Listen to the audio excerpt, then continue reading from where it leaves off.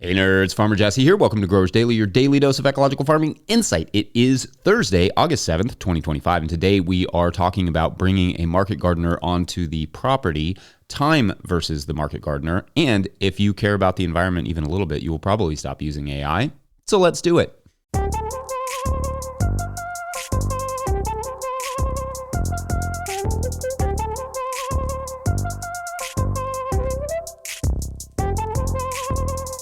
All right, good Thursday to you all. I hope everyone is cruising nicely into August, managing whatever it is you all are managing right now. The heat is back a bit here, but I'm hardened off at this point, so we're cruising along. Got 5 or so beds that don't know it yet, but they will be prepped today and planted over the next couple of days to lettuce, more fall carrots, beets, and more. I may put my hair down a little bit, throw some baby kale or something in there just for goofs. I'm in the mood to party a bit this fall, it seems. Some quick random things. Don't forget that Dan Brisebois' Seed Farmer podcast has launched a new season, which is super exciting. You can subscribe to the Seed Farmer wherever you get podcasts. If you have even a vague interest in seed production, you will love his work. Also, check out his book by the same name, The Seed Farmer. It's really good stuff. Love Dan and appreciate everything he does. Don't forget to get your video clips into us. We love to see those gardens and those harvests. So if you've got something you're proud of in those gardens or coming out of those gardens, even a small win from this year, shoot it over to farmermike@no-tillgrowers.com. We'd love to share it. Love hearing from people all over the world. That is super, super neat. I think yesterday we had both Alabama and Australia, and I don't know that that happens very often, just that those two things kind of come up in the same few seconds. I don't care if you submit more than once. Gardens change, harvests change. It's all fair game. All right, as has become tradition on Thursdays, we are going to get caught up on your Patreon questions. Patreon members, first, you rock. Second, the August show thread is there for the commenting, so get your questions in, and I will get to them as soon as I can on the show. I am actually fairly caught up for once, so that's exciting, but also don't let me get so caught up that I run out of questions or themes. It's funny, the kind of balance that we have to strike here. Anyhow, today's first Patreon question comes to us from Cliff Palermo, who writes, quote, "We have a large market garden growing primarily flowers for direct-to customers in bouquets. Also have 8 4x50-foot permanent raised beds for produce and have been playing with another 3,000 square feet of tilled and direct seeded beds. I have a full-time property management business and do the produce with quote-unquote free time. I'm looking at it now as a great opportunity for an ambitious person that would like to operate a market garden via a mutually beneficial agreement. Any experience with setting someone up for success on your property? A plus is I may be able to provide housing and would, of course, pay a salary as well. Just looking for direction on finding the right person. Thanks in advance," end quote. Okay, this is a really cool question, and I love the idea of people offering opportunities like this to other growers, even growers offering other opportunities to other growers or people that raise livestock or whatever. Any sort of collaboration like that is very cool because land is not very accessible right now and is decreasingly accessible. Increasingly less accessible, however you'd say that, for the people who would love to do this work. I'm sure you will at least get a handful of people who comment on this video with little hands up emojis because they would be interested. And of course, don't hesitate to put opportunities like this up over at the No-Till Growers forum at no-tillgrowers.com. I can't guarantee any takers, but you never know. Or you may meet some people in the area who could help you out. For finding someone who might want to do this, you can also just go mention it at the farmer's market. You may find someone looking for an opportunity through mutual friends of farmers, and they can set you up with someone to chat with. Farmers often have the beat on what other farmers and previous workers are up to. That can be a good way to find potential takers. In terms of setting that person or persons up for success on your property, the first thing I would say is that there cannot be an ounce of ambiguity to the agreement, especially if they are going to live there. Workers are one thing because a job is relatively easy to lay out. Being a landlord for an employee is a whole different thing because then there becomes other responsibilities for their living area that may need to be met as well. Who takes care of what expenses, mowing, repairs, bills, whatever. So for me, I would actually separate these two things contractually and lay out everything you expect of them and everything you are offering so there is clarity on both sides. Also, I would separate the housing from the employment. In other words, offer the housing, but if you intend to rent it to them, don't take it out of their paycheck.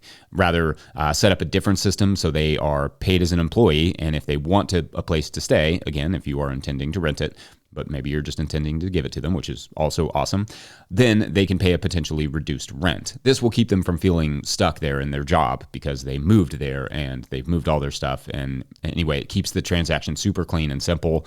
In that vein, protect yourself, but also protect them. A lot of times farm workers or managers are younger and don't have experience looking out for their own interests or necessarily what could go wrong. Demonstrate that you are the kind of employer who will look out for them, and those workers will likely stick around for longer, and tell others it's a safe, fun place to work, which will help you down the line is if you ever need to replace them. Also, for yourself, make sure you put together a whole project breakdown, what the gig is, what it pays, what the goal is, and then do your own enterprise budget, i.e. what is it going to cost for this to start up, and then what will it cost on a yearly basis. I don't want to gloss over the goal there, though. Are you simply looking to boost your own offerings to your flower farm, or are you hoping to incubate farmers, or possibly both, I suppose, or neither? Having all those details and that entire vision laid out will help you to narrow down exactly what you are willing and wanting to offer. So to recap, you need to lay out the plan and budget and get the contract together for the living space and the contract for the job itself. Start there. Then you and that farmer can work out some of the details of what you all can do together, because there's a lot of potential there. To be sure, I think this sounds like a cool opportunity. We have not done this ourselves on our farm, but Hannah and I did have a couple opportunities similar to this when we were first starting out that we didn't take, and kind of regretted, honestly, because we were so fixated on owning our own land that we made the journey to actually owning our own land and running our own farm harder than it had to be by trying to go it alone and with almost no startup capital and enough experience. So maybe working off of somebody else's property with some experience like yourself would have been a better opportunity for us. Anyway, great question, and I hope all this comes together for you. I am thinking that maybe next week I will do a whole segment on bringing on an employee, because I've learned some good tidbits over the years that might be helpful to market gardeners helping to grow their business. For now, I'll let the comments section add their insights, as always, for tomorrow's Feedback Friday. Otherwise, when we come back, time in market gardening. BRB. Hey nerds, Steve from Seattle. I'm at Ricardo Pea Patch, which is a community gardening space in the city of Seattle. It dates from 1973, so it makes it the oldest one in Seattle. I have a plot here, which I garden, so I'll give you a look around. I'm also in Jesse's MLS league as the Crow Keepers, which is the perennial third place team, but that's okay. Anyway, hope you all are great. Farmer Claire Coleman here from the Winter Growers Podcast. Did you know that I also founded Real Farmer Care, a nonprofit that supports farmer well-being? From my own experiences farming, I knew firsthand that this type of support was missing from ag, so I decided to do something about it. As of today, there are over 500 farmer recipients of a $100 self-care award, with more applying daily. If you'd like to help, each $100 donated supports one new farmer. Visit realfarmercare.com to donate and learn more. Again, that's realfarmercare.com.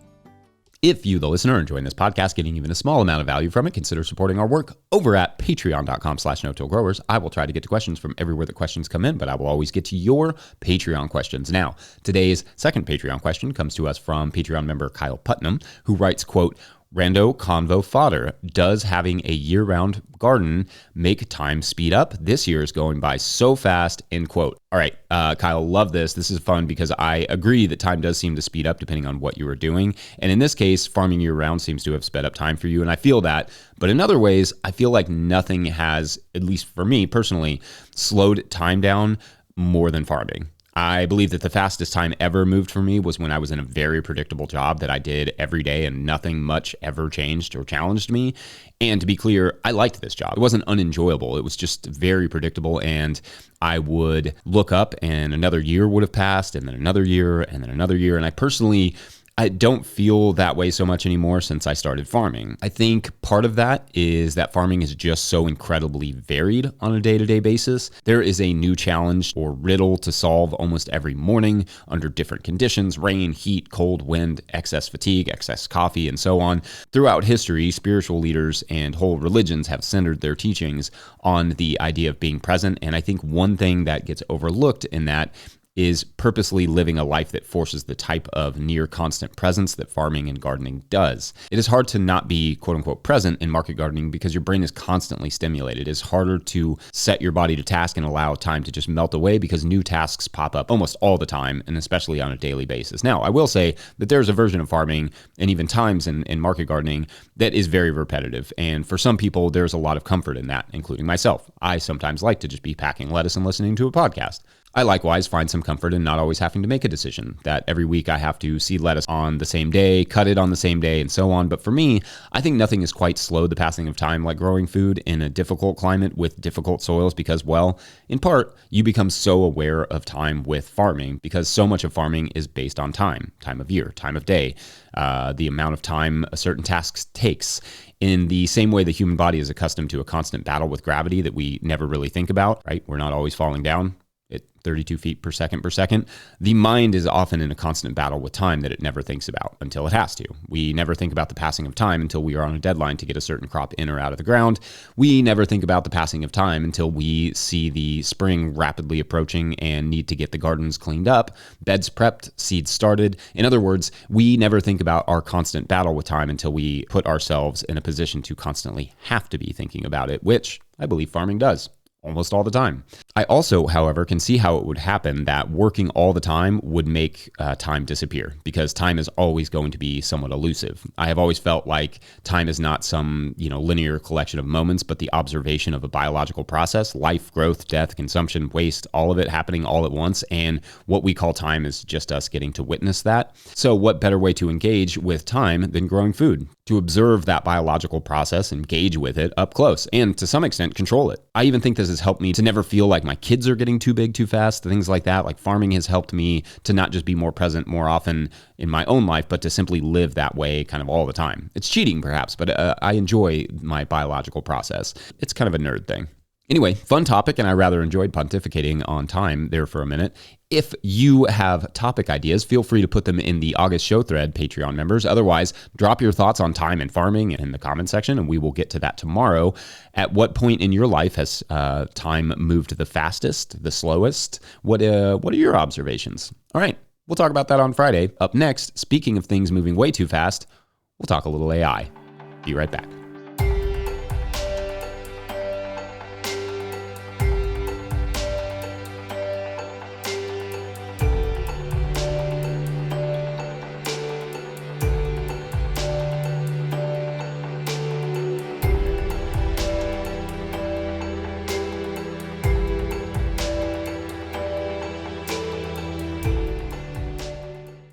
Today's episode is brought to you by Farmhand. We know it's peak season, you're busy, but the messages you send now are what drive renewals later. That's why Farmhand is offering free instant access to their farmer-built newsletter builder. No demos, no setup fees, just drop your logo, upload your list, and start sending farm-branded emails that boost sales, engage members, and save you hours each week. Get free access today at farmhand.partners/no-till. That's farmhand.partners/no-till. All right, back to the show. All right, our final Patreon question of the day comes to us from Miriam Cantaloupe, who writes, quote, "Hey Jesse, very much related to what you said about chefs using AI to create imaginary menus instead of asking young chefs to come up with innovative ideas based on a set of prompts. I'm a musician and educator who teaches children but also young teachers. It blows my mind that edu influencers and edu companies peddling AI are pushing teachers to just use AI to create lesson plans, create slide decks, etc. A shortcut to filling students' heads with misinformation," and they say, parenthetically, IMO, in my opinion, and cutting out one of the most rewarding parts of being an educator, planning what you're going to do with students every day, not worth the environmental costs, end quote. All right, so I can't speak to the education sector of the world and their use of AI, and teachers have a really hard job, an increasingly hard job.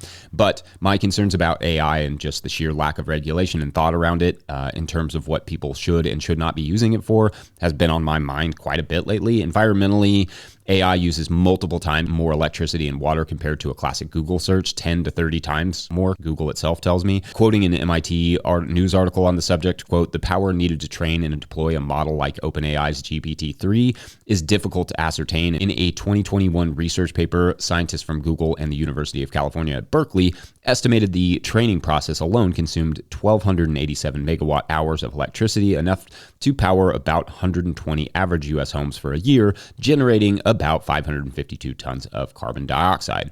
In terms of water, water is needed to both cool the servers which are used, they themselves generate a significant amount of heat, and also in many cases to cool nuclear plants or perhaps the evaporation from hydroelectric plants used to make the additional electricity the servers are using. So effectively, depending on the data centers, the conditions that day, and the searches and the power source, a handful of searches cost something like a bottle of water. And those bottles add up when you are talking hundreds of millions of users. Now, these data centers and AI models are likely to become more and more efficient, but I was introduced to an economic phenomenon recently, which makes me feel worse about that, not hopeful.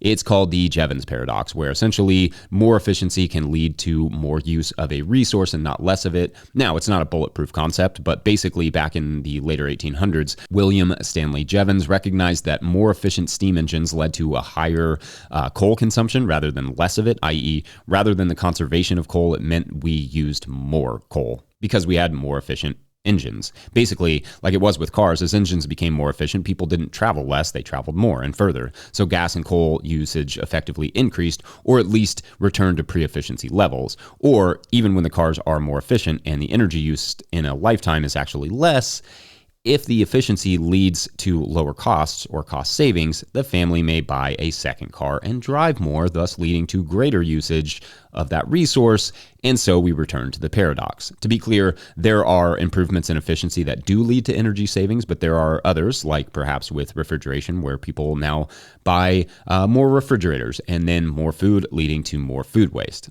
So it's not cut and dry, this paradox, but it is interesting. And in researching this segment, I found out that AI people really love the Jevons paradox because they seem to amusingly misunderstand it. Microsoft's CEO, for instance, wrote on social media, quote, "Jevons paradox strikes again. As AI gets more efficient and accessible, we will see its use skyrocket, turning it into a commodity we just can't get enough of." Well, yes, that will happen, but also the point of the paradox is that with the increased usage of the tool, in this case AI, will come with the increased usage of all the energy and water we don't have enough of. The paradox isn't about if efficiency will make the tool more accessible and easier to use.